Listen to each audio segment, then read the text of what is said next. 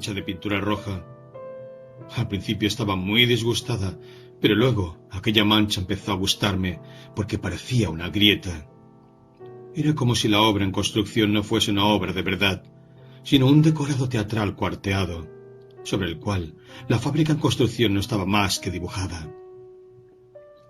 Empecé a jugar con la grieta, a ampliarla, a inventar lo que se podría ver a través de ella.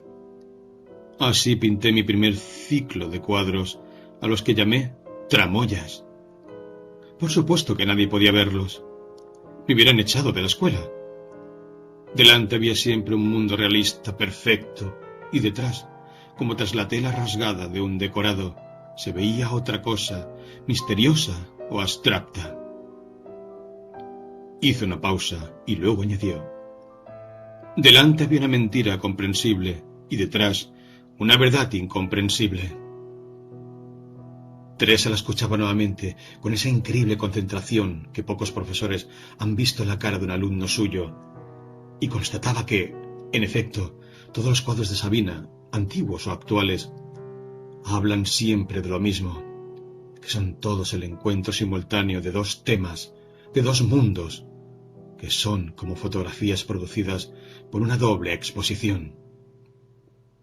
Un paisaje detrás del cual reluce una lámpara de mesa, una mano que rasga detrás el lienzo sobre el que está pintado un bodegón idílico, con manzanas, nueces y un árbol de Navidad iluminado. Sentí admiración por Sabina, y dado que la pintora se comportaba muy amistosamente, aquella admiración no iba acompañada por el miedo ni la desconfianza, y se convertía en simpatía. Casi olvidó que había venido a hacerle fotos. La propia Sabina se lo tuvo que recordar. Quitó la vista de los cuadros y volvió a ver la cama, que estaba en medio de la habitación, como en un escenario. 21. Junto a la cama había una mesa de noche, y encima de ella una pieza en forma de cabeza humana, precisamente como las que emplean los peluqueros para las pelucas. Pero en aquella cabeza no había una peluca, sino un sombrero hongo. Sabina sonrió. Era el sombrero de mi abuelo. Teresa solo había visto un sombrero como aquel, negro, duro, redondo, en película. Chaplin llevaba un sombrero de esos. Sonrió, cogió el sombrero y lo estuvo examinando durante mucho tiempo. Luego dijo: ¿quieres que te haga una foto con el sombrero puesto? Sabina se rió de aquella pregunta durante largo rato. Teresa dejó a un lado el sombrero, cogió la cámara y empezó a hacer fotos. Cuando llevaban casi una hora, dijo de pronto: ¿no quieres que te fotografíe desnuda? ¿Desnuda? Se rió Sabina. Sí, repitió Teresa valientemente su proposición. Para eso necesitamos beber algo, dijo Sabina, y abrió una botella de vino. Teresa se sentía débil, permanecía callada, mientras Sabina se paseaba por la habitación con un vaso de vino y hablaba de su abuelo, que había sido alcalde de un pequeño pueblo. Sabina no le había conocido. Lo único que le había quedado de él era ese sombrero y una fotografía en la que hay una tribuna en la cual están de pie, unos al lado de otros, varios dignatarios del pueblo. Uno de ellos es el abuelo. No queda nada claro qué hacen en aquella tribuna. A lo mejor participan en alguna celebración. A lo mejor están inaugurando un monumento a otro dignatario que también lleva sombrero hongo en las celebraciones. Sabina estuvo largo rato hablando del sombrero y el abuelo, y cuando terminó el tercer vaso dijo: «¡Espera!», y se fue al cuarto de baño. Volvió vestida con un albornoz. Teresa cogió la cámara y la apoyó contra la mejilla. Sabina abrió el albornoz ante ella. 22. La cámara le servía a Teresa simultáneamente como ojo mecánico con el cual observaba al amante de Tomás y como velo con el cual se cubría la cara ante ella. Sabina necesitaba algo de tiempo antes de decidirse a quitarse del todo el albornoz. La situación en la que se hallaba era algo más complicada de lo que había previsto. Cuando llevaban ya varios minutos de fotografías, se acercó a Teresa y le dijo: «Ahora te sacaré fotos yo a ti. Desnúdate». La palabra desnúdate la había oído Sabina muchas veces en boca de Tomás y se le había quedado grabada. Era por lo tanto una orden de Tomás que ahora le dirigía al amante de Tomás a la mujer de Tomás. Él había unido a dos mujeres con la misma frase mágica. Era su manera de transformar inesperadamente una inocente conversación con mujeres en una situación erótica. No mediante una caricia, un contacto, un elogio o un ruego, sino con una orden que daba de repente, inesperadamente, con voz suave pero con energía y autoridad, y manteniendo la distancia física. En esos momentos nunca tocaba a la mujer. También a Teresa le decía con frecuencia, exactamente en el mismo tono: «Desnúdate». Y aunque lo dijera con suavidad, aunque apenas lo susurrase, era una orden y ella se sentía siempre excitada al obedecerla. Ahora oía la misma palabra, y el deseo de obedecer era quizás aún mayor, porque obedecer a una persona extraña es particularmente demencial. Una demencia que en este caso resultaba aún más hermosa, porque la orden no la daba un hombre, sino una mujer. Sabina cogió su cámara y Teresa se desnudó. Estaba ante Sabina desnuda y desarmada, literalmente desarmada, es decir, sin la cámara con la que hasta hacía un momento se cubría la cara y apuntaba a Sabina como con un arma. Estaba entregada al amante de Tomás. Aquella hermosa entrega la embriagaba. Deseaba que los instantes durante los cuales estaba desnuda ante ella no acabaran nunca. Creo que Sabina también percibió el particular encanto de la situación. La mujer de su amante estaba ante ella, curiosamente entregada y tímida. Apretó 2 o 3 veces el disparador y luego, como si aquel encanto le hubiera dado miedo y quisiera alejarlo de sí, se echó a reír sonoramente. Teresa también rió, y las 2 mujeres se vistieron. 23. Todos los anteriores crímenes del Imperio ruso tuvieron lugar bajo la cobertura de una discreta sombra. La deportación de 500.000 de lituanos, el asesinato de cientos de miles de polacos, la liquidación de los tártaros de Crimea, todo eso quedó en la memoria, sin documentos fotográficos, y por lo tanto, como algo indemostrable, de lo que más tarde o más temprano se afirmará que fue mentira.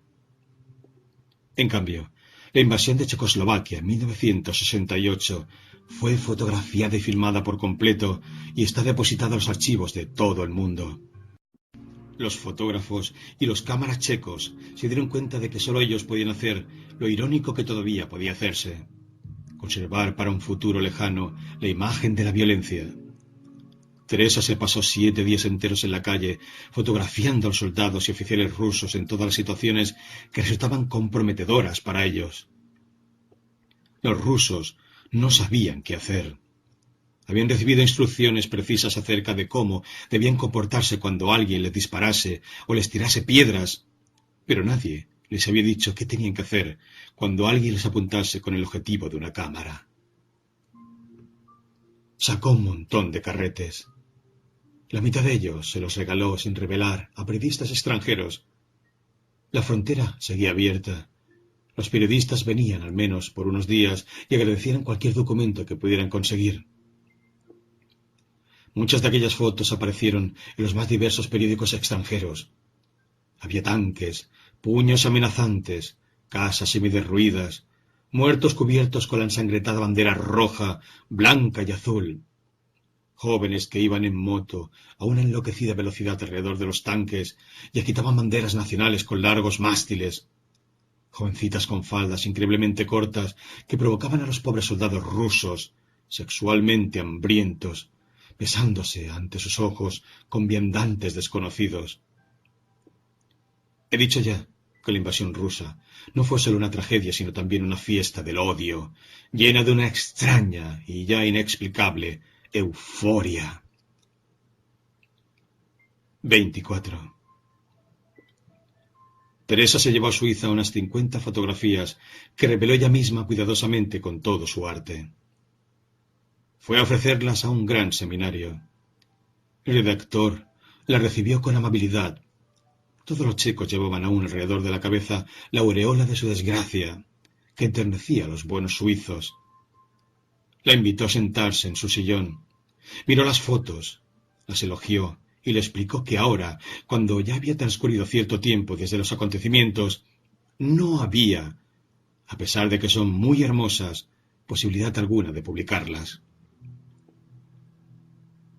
Pero en Praga nada ha terminado, protestó e intentó explicarle en mal alemán que ahora, precisamente cuando el país está ocupado, se crean en las fábricas, pese a todo, consejos de autogestión, que los estudiantes están en huelga, en protesta por la ocupación, y que todo el país sigue viviendo a su modo. Eso es lo que resulta increíble, y ya, no le interesa a nadie. El redactor se puso contento al ver entrar en la habitación a una mujer enérgica que interrumpió su conversación. La mujer le entregó una carpeta y le dijo: «Aquí está el reportaje de la playa nudista». El redactor era una persona fina y temía que la checa, que había fotografiado los tanques, considerase que retratar a gente desnuda en la playa era una frivolidad. Por eso colocó la carpeta muy lejos, al borde de la mesa, y le dijo enseguida a la mujer que acababa de llegar: «Te presento a una compañera tuya de Praga. Me ha traído unas fotos preciosas». La mujer le dio la mano a Teresa y cogió sus fotos. «Échele mientras tanto una mirada a las mías», dijo. Teresa estiró el brazo hasta la carpeta y sacó las fotos. El redactor le dijo a Teresa con voz casi de disculpa: «Esto es exactamente lo contrario de lo que ha fotografiado usted». Teresa dijo: «¿Qué va? Si es lo mismo». Nadie entendió aquella frase, y a mí mismo me causa cierta dificultad explicar lo que quería decir Teresa al comparar a una playa nudista con la invasión rusa. Estuvo observando las fotografías y se fijó durante largo rato en una en la que aparecían los 4 miembros de una familia. La madre desnuda, inclinada hacia los hijos, de modo que le colgaban unas grandes tetas, como le cuelgan a las cabras o a las vacas. Detrás, el padre igualmente inclinado, cuyo paquete parecía también una especie de ubre en miniatura. ¿No le gusta?, preguntó el redactor. Está estupendamente hecha. Más bien parece que es el tema lo que le choca, dijo la fotógrafa. Se le nota enseguida que usted no es de las que van a una playa nudista. No, dijo Teresa. El redactor sonrió. Al fin y al cabo, se nota de dónde viene. Los países comunistas son terriblemente puritanos. La fotógrafa dijo con maternal amabilidad: No hay nada de particular en los cuerpos desnudos. Son normales. Todo lo que es normal es bello. Teresa recordó a su madre cuando andaba desnuda por la casa. Oía en su interior una risa que sonaba en algún lugar a sus espaldas, mientras corría a cerrar las cortinas para que nadie viese a la madre desnuda. La fotógrafa invitó a Teresa a tomar un café. Las fotos que ha hecho son muy interesantes. He notado que tiene un enorme sentido del cuerpo femenino. Ya sabe a lo que me refiero. Esas jóvenes en posturas provocativas. ¿Las que se besan frente a los tanques rusos? Sí. Sería usted una estupenda fotógrafa de moda. Claro que para eso necesitaría ponerse en contacto con alguna modelo. Lo mejor es que sea alguien que esté empezando, como usted. Luego podría hacer una serie de fotos de muestra para alguna firma. Claro que le haría falta algo de tiempo antes de salir adelante. Mientras tanto, solo hay una cosa que podría hacer por usted. Presentarle al redactor que lleva la sección de jardinería. Es posible que allí necesiten fotos de cactus, rosas y cosas de esas. Muchas gracias, dijo Teresa sinceramente, porque notaba que la mujer que estaba frente a ella tenía buena voluntad. Pero luego se dijo, ¿por qué iba a tener que hacer fotos de cactus? Y le repugnó la idea de tener que pasar una vez más por lo que había pasado ya en Praga. La lucha por el puesto, por la carrera, por cada foto publicada. Nunca había sido ambiciosa por orgullo. Lo que quería era escapar del mundo de la madre. Sí, lo tenía completamente claro. Fotografiaba con gran ahínco, pero podía dedicar aquel ahínco a cualquier otra actividad, porque la fotografía no era más que un medio para llegar más lejos y más alto y vivir junto a Tomás. Dijo, ¿sabe? Mi marido es médico y puede mantenerme. No necesito dedicarme a la fotografía. La fotógrafa dijo, no entiendo cómo puede dejar la fotografía después de haber hecho unos retratos tan hermosos. Sí, las fotografías de los días de la invasión fueron otra cosa. Aquellas no las había hecho motivada por Tomás, sino por pasión. Pero no por la pasión por la fotografía, sino por la pasión del odio. Una situación así nunca volverá ya a repetirse. Además, aquellas fotografías, que hizo apasionadamente, nadie las quiere ya porque no son actuales.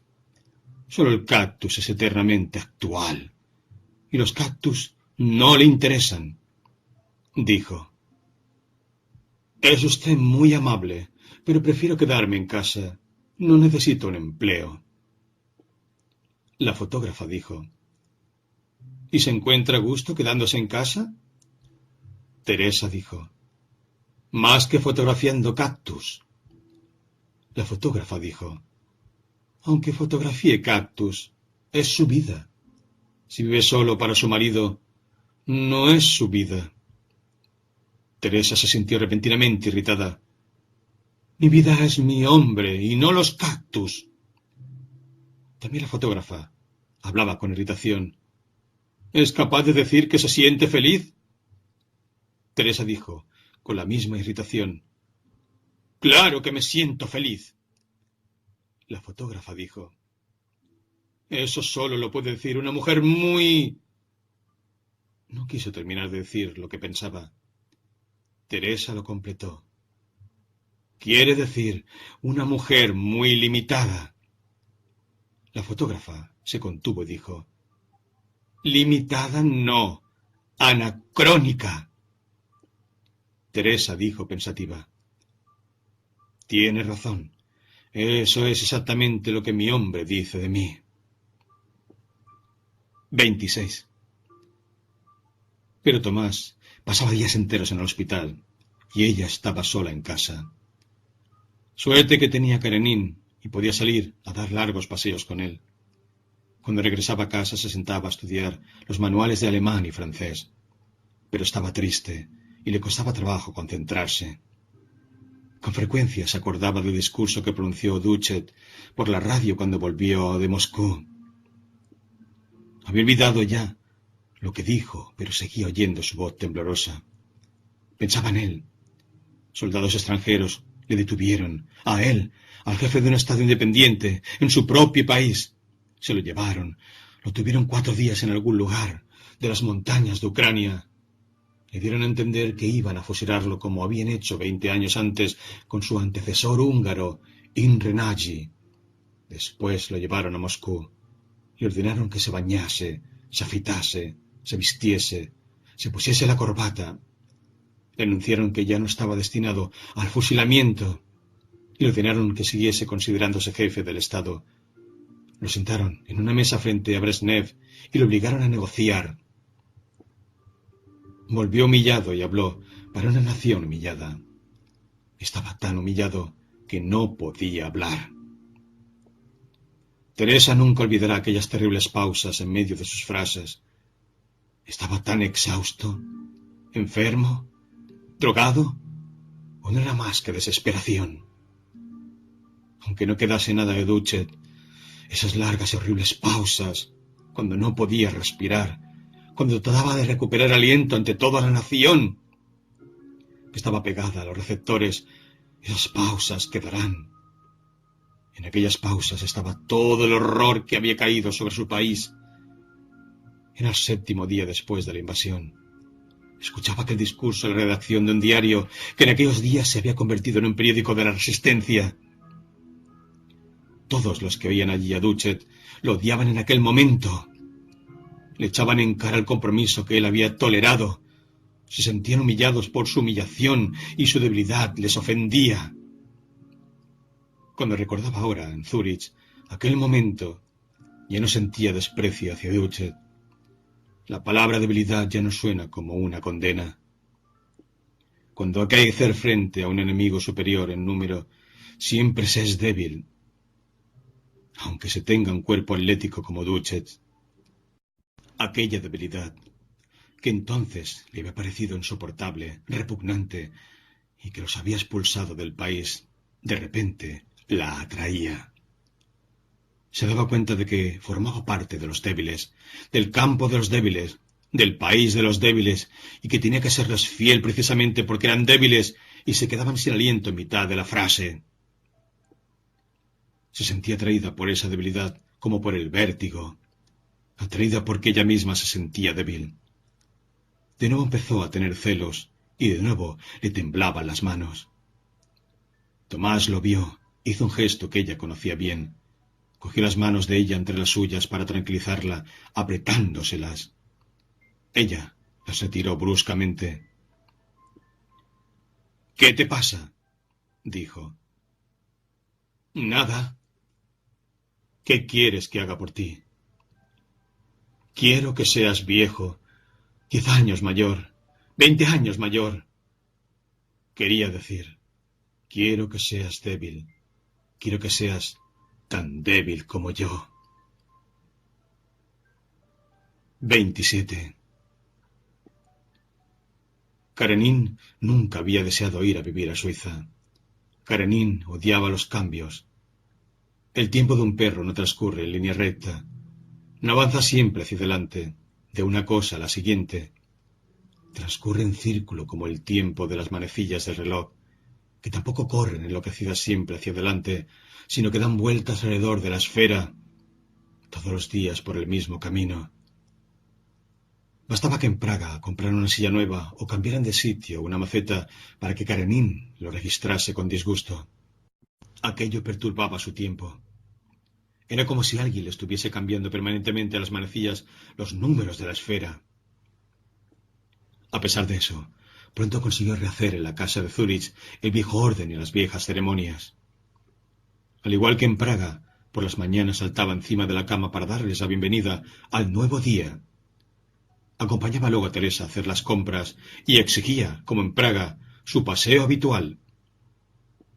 Era el reloj de sus vidas. En los momentos de desesperanza, ella se hacía el propósito de aguantar por él, porque él era aún más débil que ella, quizás aún más débil que Duchet y su patria abandonada. Habían vuelto de paseo y estaba sonando el teléfono. Levantó el auricular y preguntó quién era. Era una voz de mujer. Hablaba en alemán y preguntaba por Tomás. Era una voz impaciente y a Teresa le pareció que tenía un deje de desprecio. Cuando dijo que Tomás no estaba en casa y que no sabía cuándo volvería, la mujer que estaba al otro lado del teléfono se rió y colgó sin despedirse. Teresa sabía que no había pasado nada. Podía ser una enfermera del hospital, una paciente, una secretaria, cualquiera. Sin embargo, estaba excitada y era incapaz de concentrarse. Fue entonces cuando se dio cuenta de que había perdido hasta aquel poco de fuerzas que le quedaba aún en Bohemia, y de que ya no era capaz de sobrellevar ni siquiera un incidente insignificante como ese. El que está en el extranjero vive en un espacio vacío en lo alto, encima de la tierra, sin la red protectora que le otorga su propio país, donde tiene su familia, sus compañeros, sus amigos, y puede hacerse entender fácilmente en el idioma que habla desde la infancia. En Praga solo dependía de Tomás con el corazón. Aquí depende por completo. Si lo abandonase, ¿qué le pasaría? ¿Va a tener que vivir toda su vida temiendo perderlo? Piensa. Su encuentro estuvo basado, desde el comienzo en el error. La Ana Karenina que llevaba bajo el brazo era una contraseña falsa que había engañado a Tomás. Cada uno de ellos había creado un infierno para el otro, pese a que se querían. El hecho de que se quisieran demostraba que el error no residía en ellos, en su comportamiento, en la inestabilidad de sus sentimientos, sino en que no congeniaban porque él era fuerte y ella débil. Ella es como Duchet, que hace en medio de una sola frase una pausa de medio minuto.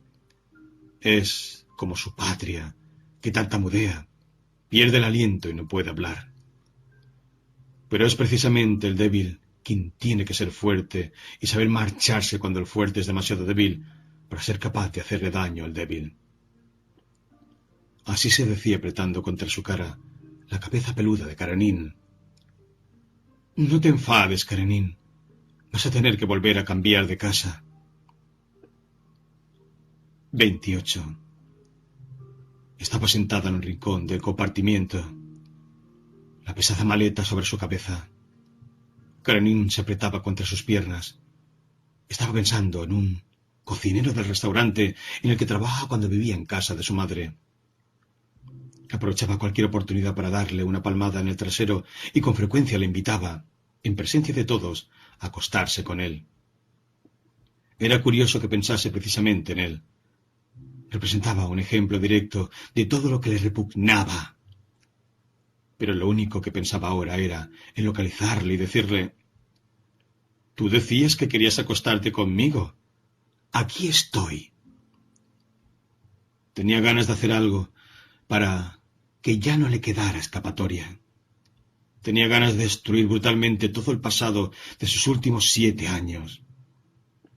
Era el vértigo, el embriagador, el insuperable deseo de caer. También podríamos llamarlo la borrachera de la debilidad. Uno se percata de su debilidad y no quiere luchar contra ella, sino entregarse. Está borracho de su debilidad. Quiere ser aún más débil. Quiere caer en medio de la plaza, ante los ojos de todos. Quiere estar abajo y aún más abajo que abajo. Trataba de convencerse de que no se quedaría en Praga y ya no trabajaría como fotógrafa. Regresaría a la pequeña ciudad de la cual la sacó una vez la voz de Tomás. Pero cuando llegó a Praga, no tuvo más remedio que quedarse allí durante algún tiempo para resolver muchas cuestiones prácticas. Empezó a postergar su partida. Así pasaron 5 días, y en la casa de pronto apareció Tomás. Karenin estuvo un largo rato saltándole a la cara, de modo que durante bastante tiempo les libró de la necesidad de decirse nada. Se sentían como si estuviesen en medio de una planicie nevada, temblando de frío. Luego se aproximaron como 2 enamorados que aún no se han besado. Él le preguntó: ¿estaba todo en orden? Sí, contestó. ¿Has pasado por la revista? Llamé por teléfono. ¿Y? Nada, estaba esperando. ¿Qué? No le respondió. No podía decirle que le esperaba a él. Tercera parte. Palabras incomprendidas. 29. Volvemos a un instante que ya conocemos. Tomás estaba desesperado y le dolía el estómago. No se durmió hasta muy entrada la noche. Poco después se despertó Teresa. Los aviones rusos sobrevolaban Praga y con ese ruido no se podía dormir. Su primer pensamiento fue: ha vuelto por culpa de ella. Por su culpa cambió su destino. Ahora no tendrá él que hacerse responsable de ella. Ahora tiene ella que hacerse responsable de él. Aquella responsabilidad le parecía superior a sus fuerzas. Pero luego se acordó de que ayer, poco después de aparecer él en la puerta de la casa, sonaron en una iglesia de Praga las 6 de la tarde. La primera vez que se vieron, ella terminaba de trabajar a las 6. Lo había visto sentado en el banco amarillo y había oído sonar las campanas de la torre. No, no fue la superstición. Fue su sentido de la belleza el que la liberó de la angustia y la llenó de ganas de vivir. Los pájaros de la casualidad volvían a posarse en su hombro. Tenía lágrimas en los ojos y estaba inmensamente feliz de oírle respirar a su lado. 1. Ginebra es una ciudad de surtidores y fuentes, de parques con glorietas en las que, en otros tiempos, tocaba la orquesta. Hasta el edificio de la universidad se pierde entre los árboles. Franz terminó hace poco su clase de la mañana y salió del edificio. De las mangueras salía agua pulverizada que mojaba el césped, y él estaba de un humor excelente. Fue directamente de la universidad a casa de su amante. Vivía a un par de manzanas de allí. Iba a verla con frecuencia, pero solo como amigo galante, nunca como amante. Si hiciera el amor con ella en su estudio de Ginebra, pasarían un mismo día de una mujer a otra, de la esposa al amante y del amante a la esposa.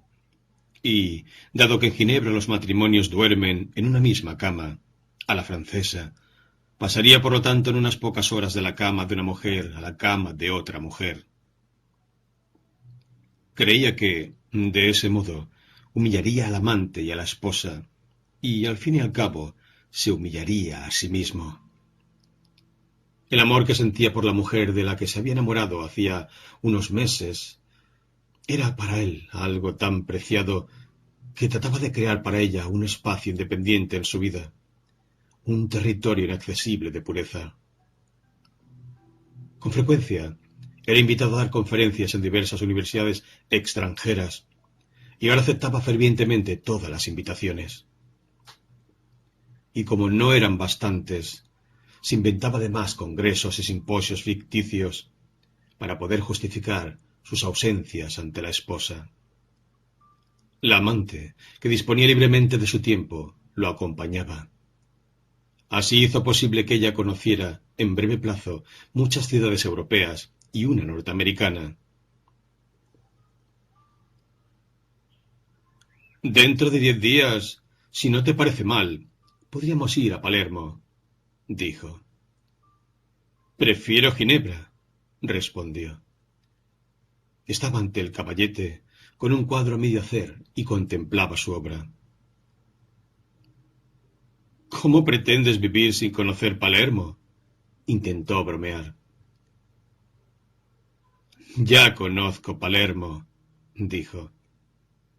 ¿Y eso? Preguntó casi celoso. Una amiga mía me mandó una postal desde allí. La pegué en el váter. ¿No te has fijado? Luego añadió. Había un poeta de principios de siglo. Era muy viejo, y su secretario lo llevaba a pasear. Maestro, le dice, mire al cielo. Hoy vuela sobre nuestra ciudad el primer avión. Me lo puedo imaginar, dijo el maestro a su secretario, y no levantó los ojos del suelo. ¿Ves, pues? Yo me puedo imaginar Palermo. Hay los mismos hoteles y los mismos coches que las demás ciudades. Al menos en mi estudio hay siempre cuadros diferentes. Franz se puso triste. Se había acostumbrado a que existiera una relación tan directa entre la vida amorosa y los viajes que su invitación «Vamos a Palermo» contenía un mensaje inequívocamente erótico. Por eso la afirmación «Prefiero Ginebra» tenía para él un sentido claro. Su amante ya no le quiere como amante. ¿Cómo es posible que se sienta tan inseguro ante ella? No había el menor motivo. Fue ella y no él la que tornó la iniciativa erótica poco después de que se conocieran. Él era un hombre guapo. Estaba en la cima de su carrera científica e incluso era temido por sus colegas, porque en las discusiones científicas era orgulloso y empecinado. Y entonces, ¿por qué piensa todos los días que su amante va a abandonarlo? La única explicación que encuentro es la de que el amor no era para él una prolongación de su vida pública, sino el polo opuesto. Significaba para él el deseo de ponerse a merced de la mujer amada, quien se entrega a otro como un soldado que se rinde. Debe hacer previamente entrega de cualquier tipo de arma. Y, si se queda sin defensa alguna ante un ataque, no podrá evitar preguntarse: ¿cuándo llegará el ataque? Por eso puedo decir, para Franz, el amor significaba la permanente espera de un ataque. Mientras él se entregaba a su angustia, su amante dejó el pincel y se fue a la habitación contigua. Volvió con una botella de vino. Sin decir palabra la abrió y sirvió 2 vasos de vino. Sintió una sensación de alivio. Se daba risa a sí mismo. La frase «prefiero ginebra» no significa que no tenga ganas de hacer el amor con él, sino, por el contrario, que ya no quiere limitar los momentos de amor a las ciudades extranjeras. Ella alzó la copa y se la bebió de un trago. Franz también levantó la copa y bebió. Naturalmente, estaba muy contento de que la negativa a viajar a Palermo hubiera resultado ser una invitación a hacer el amor, pero, al mismo tiempo, lo lamentaba un poco. Su amante había decidido dejar el hábito de pureza que él había instaurado en sus relaciones. No había comprendido sus angustiosos esfuerzos por salvar el amor de la trivialidad y separarlo radicalmente de su hogar conyugal. En realidad, lo de no hacer el amor con la pintora en Ginebra era un castigo que se había impuesto a sí mismo por estar casado con otra mujer. Vivía aquello como una especie de culpa o defecto. Aunque su vida erótica con su mujer no valía gran cosa, lo cierto era que dormían en una misma cama, se despertaban por la noche al oír la respiración acelerada del otro y aspiraban mutuamente los olores de sus cuerpos. Claro que hubiera preferido dormir solo, pero la cama compartida seguía siendo el símbolo del matrimonio, y los símbolos, como sabemos, son intocables. Cada vez que se metía en la cama con su esposa, pensaba en que su amante se lo imaginaba metiéndose en la cama junto a su esposa. Cada vez que pensaba aquello, sentía vergüenza, y precisamente por eso pretendía distanciar lo más posible en el espacio la cama en la que dormía con la esposa de la cama en la que hacía el amor con la amante. La pintora volvió a servirse vino, tomó un poco, y luego, en silencio, con una especie de extraña indiferencia, como si Franz no estuviera allí, comenzó a quitarse la blusa. Se comportaba como un alumno de una escuela de teatro que tiene que hacer un ejercicio mostrando lo que hace cuando está solo en una habitación y no lo ve nadie. Se quedó solo con la falda y el sostén. Después, como si acabara de darse cuenta de que no estaba solo en la habitación, miró largamente a Franz. Aquella mirada lo descolocó porque no la entendía. Entre todos los amantes se crean rápidamente unas reglas de juego de las que no son conscientes, pero que son válidas y no pueden infringirse.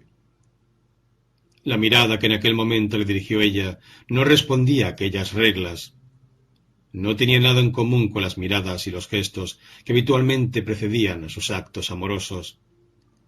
No había en ella ni incitación ni coquetería, sino más bien una especie de interrogación. Solo que Franz no tenía ni idea de lo que podía significar aquella mirada. Luego se quitó la falda, cogió a Franz de la mano y le dio la vuelta para que quedara de cara al gran espejo que estaba a un paso de ellos, apoyado contra la pared. No soltó su mano, observando en el espejo, siempre con aquella mirada prolongada e interrogativa, a ratos a sí misma, a ratos a él. Junto al espejo había en el suelo un soporte que llevaba puesto un viejo sombrero hongo, negro de hombre. Se agachó a cogerlo y se lo puso en la cabeza. La imagen en el espejo cambió repentinamente. Ahora se veía una mujer en ropa interior, bella, inaccesible, indiferente, y que llevaba puesto en la cabeza un sombrero hongo, horrorosamente fuera de lugar. Tenía cogido de la mano un hombre de traje gris y corbata. tuvo que volver a reírse de su incapacidad para comprender a su amante. No se había desnudado para incitarlo a hacer el amor, sino para llevar a cabo una especie de extraña broma, un happening privado para ellos dos solos. Sonrió compasiva y aprobatoriamente. Esperaba que la pintora respondiera a su sonrisa con una sonrisa, pero no hubo tal. No soltó su mano, mirando en el espejo, alternativamente, a sí misma y a él. El tiempo del happening había llegado a su límite. A Franz le pareció que la broma, aunque estaba dispuesto a considerarla encantadora, duraba demasiado. Por eso cogió delicadamente el sombrero con 2 dedos, se lo quitó con una sonrisa a la pintora y volvió a colocarlo en su soporte. Era como si estuviese borrando con una goma el bigote que un niño travieso le había dibujado a la Virgen María. Ella permaneció unos instantes inmóvil, mirándose al espejo. Luego Franz la besó con ternura. De nuevo le pidió que se fuera con él 10 días a Palermo. Esta vez se lo prometió sin objeciones, y él se marchó. Volvió a estar de muy buen humor. Ginebra, a la que había maldecido toda la vida como capital del aburrimiento, le parecía hermosa y llena de aventuras. Estaba en la calle y miraba hacia atrás, a la amplia ventana del estudio, en lo alto. Eran los últimos días de primavera. Hacía calor en todas las ventanas. Estaban extendidos los toldos a rayas. Franz llegó hasta el parque sobre el cual, a lo lejos, flotaban las áureas cúpulas de la iglesia ortodoxa, como balas de cañón doradas que una fuerza invisible hubiera detenido antes de caer, dejándolas fijas en el aire. Era hermoso. Franz bajó hacia la orilla del lago para tomar la lancha de la empresa municipal de transportes y cruzar hasta la orilla norte del lago, donde vivía. 2. Sabina se quedó sola. Regresó al espejo. Seguía en ropa interior. Volvió a ponerse el sombrero y estuvo largo rato observándose. A ella misma le resultaba extraño llevar ya tantos años persiguiendo un instante perdido. Una vez, hace ya muchos años, vino a verla Tomás y le llamó la atención el sombrero. Se lo puso y se miró en un gran espejo que, como ahora, estaba entonces apoyado a la pared de su estudio praguense. Quería comprobar qué tal quedaría de alcalde del siglo pasado. Cuando Sabina empezó a desnudarse lentamente, le puso el sombrero en la cabeza. Estaban ante el espejo, siempre estaban delante de él mientras se desnudaban y se miraban. Ella estaba sola en ropa interior y en la cabeza llevaba sombrero hongo. De pronto comprendió que aquella imagen los excitaba a los dos. ¿Cómo podía haber sucedido? No hacía más que un momento. El sombrero que llevaba puesto le parecía una broma. ¿Es que no hay más que un paso de lo ridículo a lo excitante? En efecto, aquella vez, al mirarse al espejo, no vio en los primeros instantes más que una situación graciosa, pero inmediatamente lo cómico quedó oculto tras lo excitante.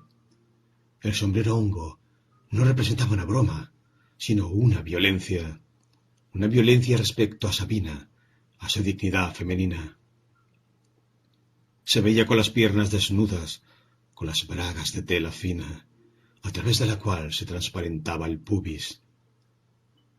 La ropa interior resaltaba sus encantos femeninos, y el duro sombrero masculino negaba, violaba, ridiculizaba aquella feminidad. Tomás estaba a su lado vestido, de lo cual se desprendía que la esencia de lo que veían los dos no era la broma. En ese caso él también debería haber estado en ropa interior y sombrero hongo, sino la humillación. Ella, en lugar de rechazar la humillación, la ponía en evidencia orgullosa y provocativamente, como si permitiera que la violaran pública y voluntariamente. y de pronto ya no pudo más y arrastró a Tomás al suelo. El sombrero hongo rodó debajo de la mesa, mientras ellos se estremecían en la alfombra al pie del espejo. Volvamos una vez más al sombrero hongo. Primero fue un confuso recuerdo del abuelo olvidado, alcalde de una pequeña ciudad checa en el siglo pasado. En segundo lugar fue un recuerdo del papá. Tras el entierro, su hermano se apoderó de todas las propiedades de la familia, y ella, por orgullo, se negó a hacer valer sus derechos. Dijo sarcásticamente que se quedaba con el sombrero hongo como única herencia de su padre. En tercer lugar, fue un instrumento para los juegos amorosos con Tomás. En cuarto lugar, fue un signo de la originalidad que ella cultivaba conscientemente.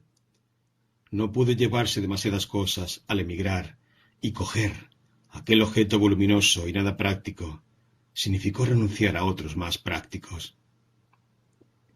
En quinto lugar, en el extranjero el sombrero hongo se convirtió en un objeto sentimental.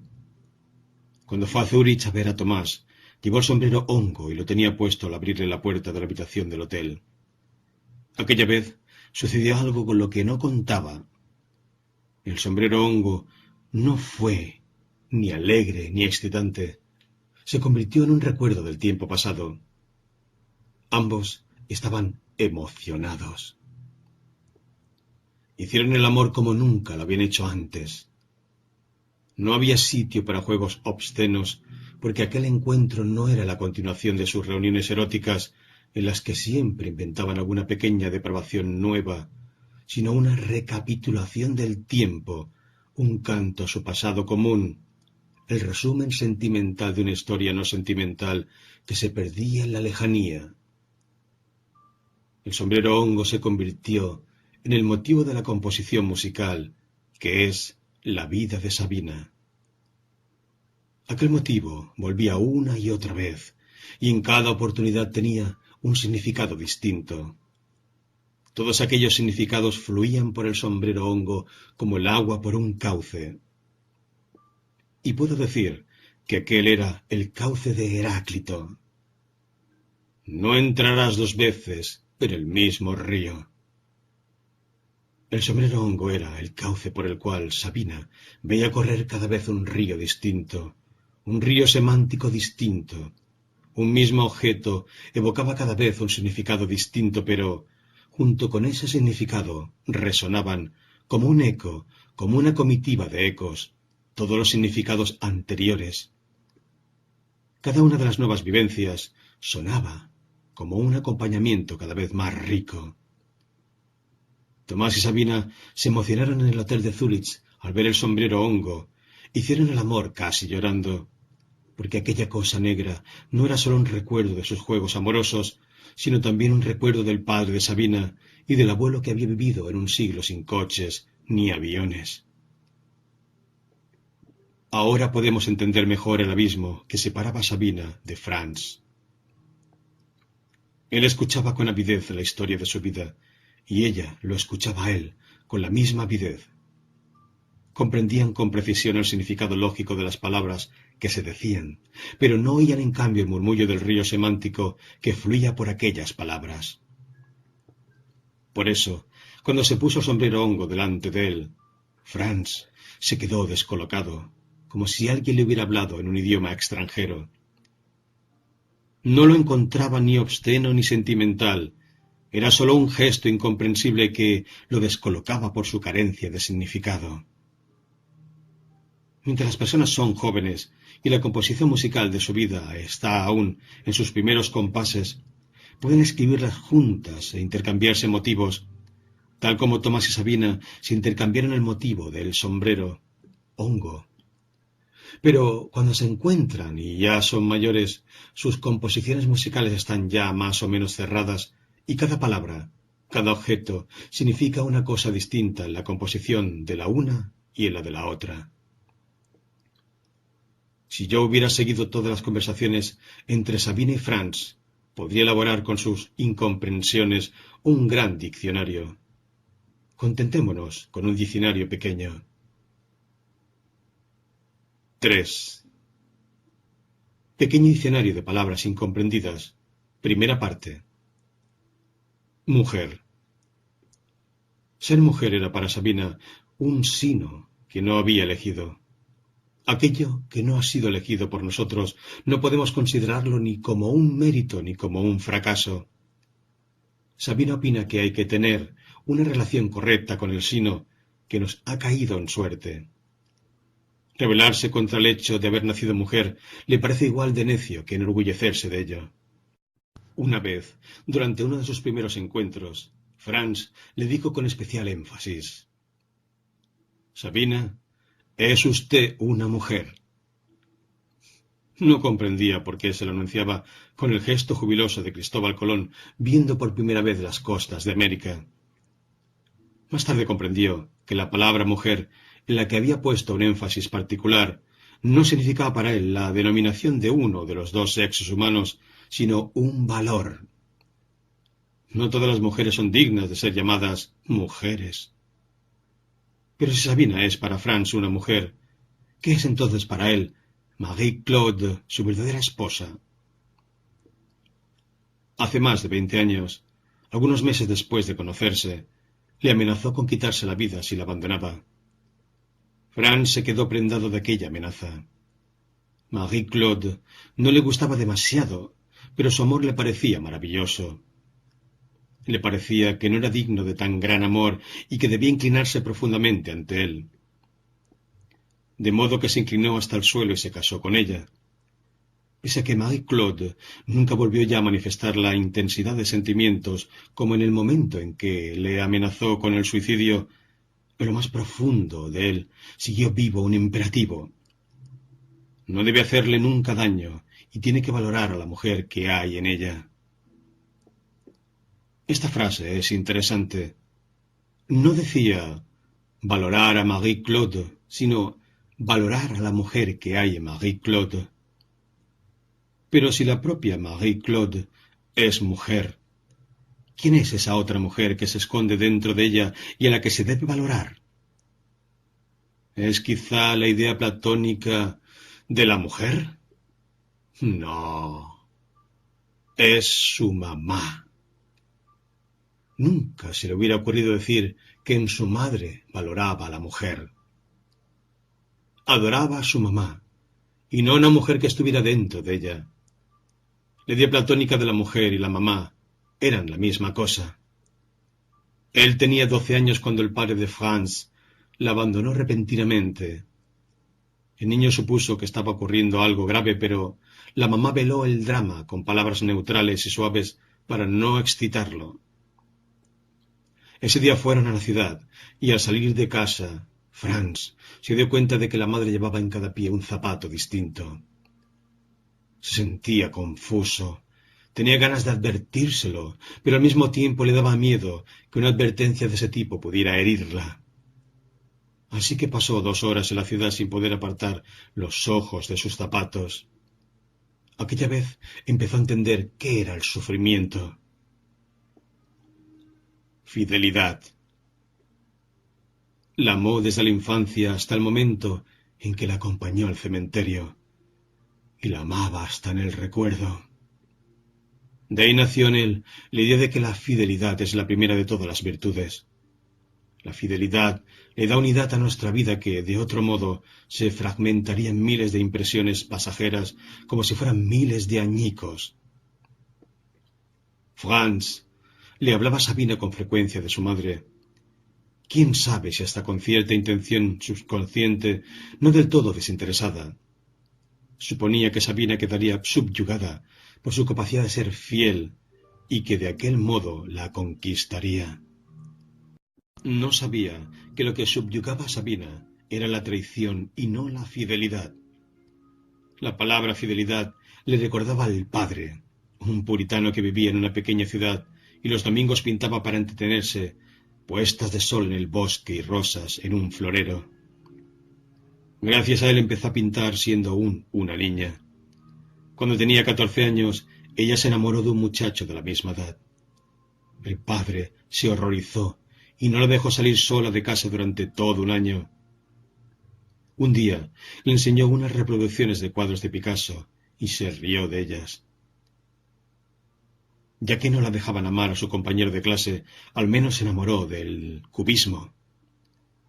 Después de la reválida, se fue a Praga con la alegre sensación de que por fin tenía la oportunidad de traicionar su hogar. Traición. Desde pequeñitos, el padre y el maestro nos decían qué es lo peor que puede imaginarse. Pero, ¿qué es la traición? Traición significa abandonar las propias filas. Traición significa abandonar las propias filas e ir hacia lo desconocido. Sabina no conoce nada más bello que ir hacia lo desconocido. Estudiaba en la Academia de Pintura, pero no le estaba permitido pintar como Picasso. Era una época en la que se cultivaba obligatoriamente el llamado realismo socialista, y en la escuela se fabricaban retratos de los gobernantes comunistas. Su deseo de traicionar al padre quedó insatisfecho, porque el comunismo no era más que otro padre, igual de severo y de estrecho, que prohibía el amor. Era una época puritana, y a Picasso. Se casó con un mal actor de un teatro de Praga, solo porque tenía fama de gamberro, y le resultaba inadmisible a los dos padres. Después murió la madre. Al día siguiente de su regreso a Praga, tras el entierro, recibió un telegrama. El padre no había podido soportar el dolor y se había suicidado. Le remordía la conciencia. ¿Era algo tan ruin que papá pintase floreros con rosas y no le gustase Picasso? ¿Era tan digno de reproche que tuviese miedo de que su hija volviese a casa a sus 14 años embarazada? ¿Era tan ridículo que no fuese capaz de seguir viviendo sin su mujer? El deseo de traicionar le invadió de nuevo, de traicionar su propia traición. Le comunicó al marido. Ya no había en él a un gamberro, sino tan solo a un borracho importuno que lo abandonaba. Pero si traicionamos a B, por cuya causa habíamos traicionado a A, de eso no se desprende que nos reconciliemos con A. La vida de la pintora divorciada no se parecía a la vida de sus padres traicionados. La primera traición es irreparable. Produce una reacción en cadena de nuevas traiciones, cada una de las cuales nos distancia más y más del lugar de la traición original. Música. Para Franz, es el arte que más se aproxima a la belleza dionisíaca, entendida como embriaguez. Uno no puede embriagarse fácilmente con una novela o un cuadro, pero puede embriagarse con la novena de Beethoven, con la sonata de Bartók para 2 pianos y percusión, o con las canciones de los Beatles. Franz no distingue entre la llamada música seria y la música moderna. Esa diferenciación le parece anticuada e hipócrita. Le gusta tanto el rock como Mozart. Para él la música es una liberación. Lo libera de la soledad, del encierro, del polvo de las bibliotecas. Abre en su cuerpo una puerta por la que su alma entra al mundo para hermanarse. Le gusta bailar y lamenta que Sabina no comparta esta pasión con él. Están los dos en un restaurante y mientras comen se oye, por los altavoces, una sonora música rítmica. Sabina dice: «Esto es un círculo vicioso. La gente se vuelve sorda porque pone la música cada vez más alto. Y como se vuelve sorda, no le queda más remedio que ponerla aún más alto». «¿No te gusta la música?», le pregunta Franz. «No», dice Sabina. Luego añade: «Puede que si viviera en otra época...» Y piensa en el tiempo en que vivía Johann Sebastian Bach, cuando la música era como una rosa que crecía en una enorme planicie nevada de silencio. El ruido disfrazado de música la persigue desde su infancia. Cuando estudiaba en la Academia de Pintura, tuvo que pasar unas vacaciones enteras en la llamada obra de la juventud. Vivían en unas habitaciones comunes y trabajaban en la construcción de una siderurgia. La música aullaba desde los altavoces a partir de las 5 de la mañana y hasta las 9 de la noche. Me daban ganas de llorar. Pero la música era alegre y era imposible escapar de ella, ni en el retrete, ni en la cama bajo la manta,